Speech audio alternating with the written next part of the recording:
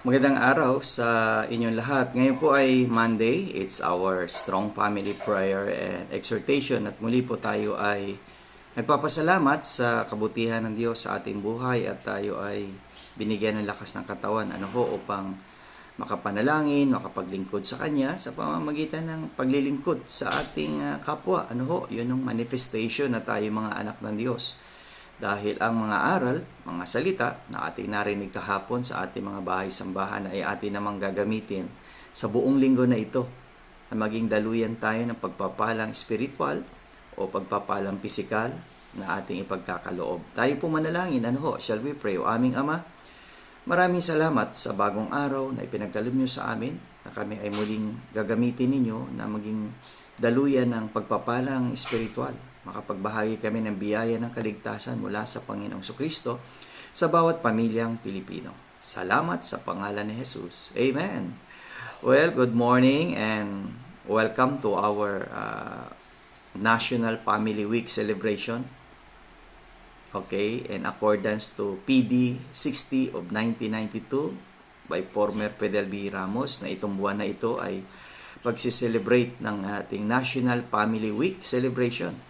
At tayo nga po dito sa Marikina ay nakikibahagi sa mga programang yan at marami tayong programang nakaalaan at nakahanda para sa pamilyang Pilipino dito sa Marikina City, sa Eastern Police District o sa Eastern District na kung saan ay naging bahagi po ng mga pagpapalang kaalaman sa pamamagitan po ng aming pagtuturo ng Strong Family Program ng United Nations Office on Drugs and Crime. Ngayon po babasahin ko na po yung salita ng Panginoon mula sa Ephesians chapter 5 and verse 3.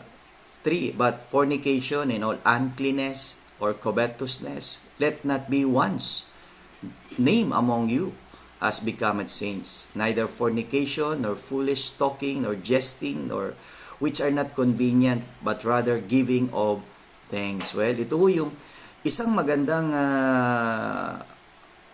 pagtuturo ni Apostle Paul sa Church of Ephesus na ito yung mga dapat ninyong layuan, ito yung mga dapat ninyong iwasan bilang mga anak ng Panginoon, ng Diyos. Sa mga sila po ay mga mananampalatayang katulad natin na ito'y layuan na, yung mga bagay na nakakasira ng kanilang patutuo, nakakasira ng kanilang relasyon sa Diyos.